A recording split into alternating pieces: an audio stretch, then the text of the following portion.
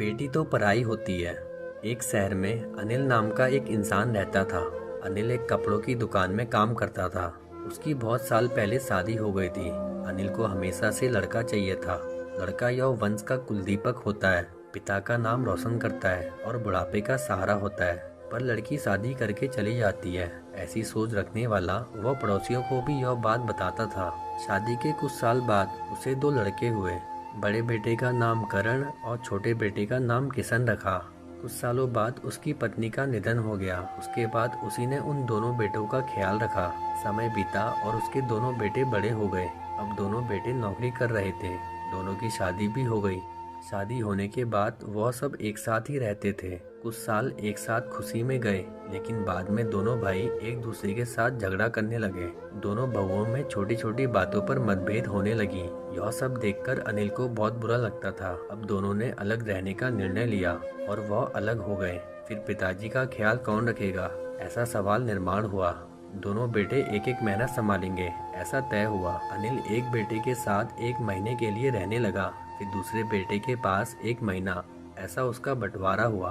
पर जैसे जैसे वक्त बीतता गया, वैसे वैसे बहुओं और बेटों में अनिल को लेकर झगड़ा होने लगा। दोनों बेटों के घर में झगड़े का कारण अनिल रहने लगा। यह बात अनिल को अच्छे से समझ आई थी।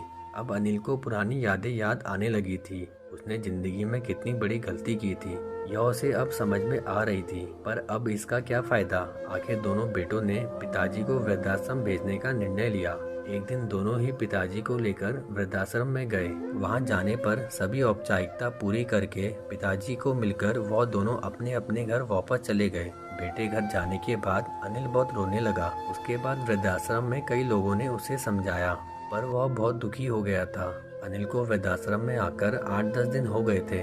वह किसी से भी बातचीत नहीं करता था और एक पेड़ के नीचे बैठकर विचार में मग्न रहता था। वहाँ के लोग उससे पूछते थे, पर उसने किसी को कुछ भी नहीं बताया। कुछ दिनों में वह एक व्यक्ति से थोड़ा बहुत बोलने लगा। बाद में दोनों की अच्छी दोस्ती हो गई। एक दिन वह दोनों बैठे थे, तब वह व्यक्ति अनिल को अपनी कहानी बताने लगा। वह बोला कि मुझे एक ही बेटा है। वह मेरे साथ छोटी छोटी बातों पर झगड़ा करता था। इस बात से मैं बहुत ऊब गया था। उस वजह से मैंने वृद्धाश्रम में रहने का निर्णय लिया। मुझे कभी कभी लगता था कि मुझे बेटे के साथ एक बेटी भी होती तो कितना अच्छा होता। कदाचित आज वह मेरे बुढ़ापे की लाठी बन सकती।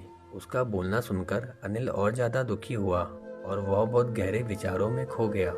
अनिल को दुखी अवस्था में देखकर उसके दोस्त ईशान ने पूछा, आप क्या सोच रहे हो? आपके सामने देखो।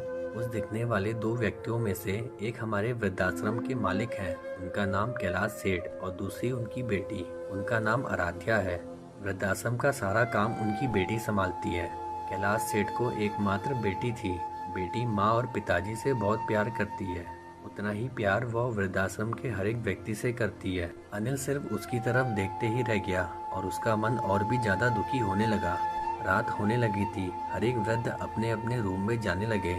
अनिल भी उसके रूम में जाता है।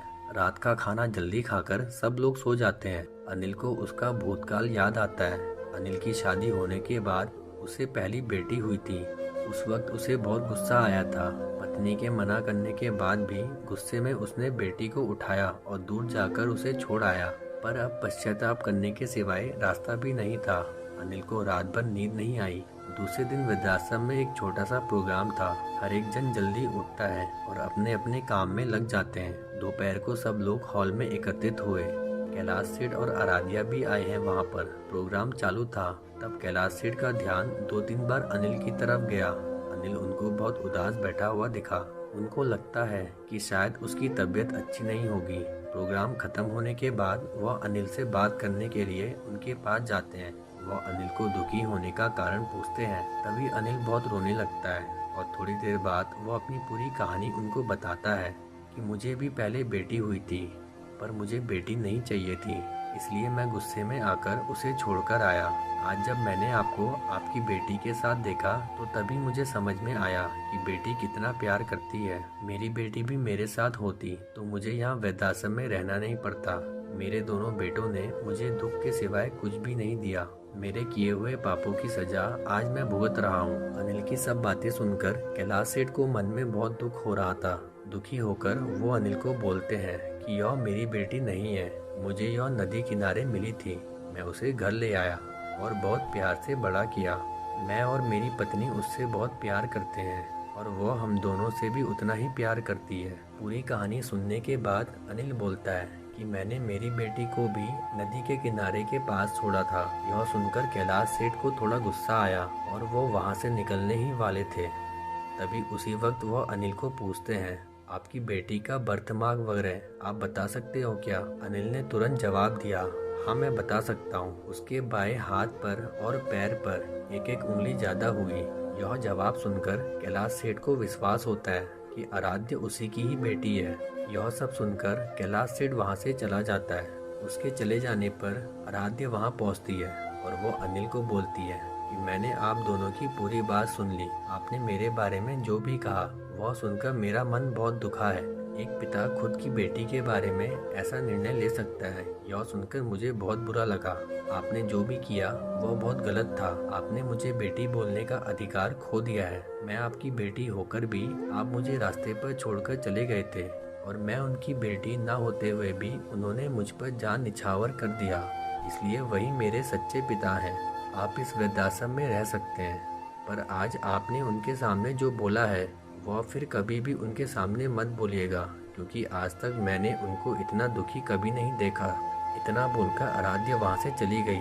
अनिल सिर्फ आंखों में आंसू लाकर उसकी तरफ देखता रह गया और अपने नसीब को दोष देता रहा। दूसरे दिन सुबह किसी को भी ना बताते हुए अनिल वृद्धाश्रम छोड़कर चला गया। तो दोस्तों, कैसी लगी आपको हमारी कहानी? कमेंट करके जरूर बताएं। अगर आप हमारे चैनल पर नए हैं तो प्लीज़ सब्सक्राइब करें।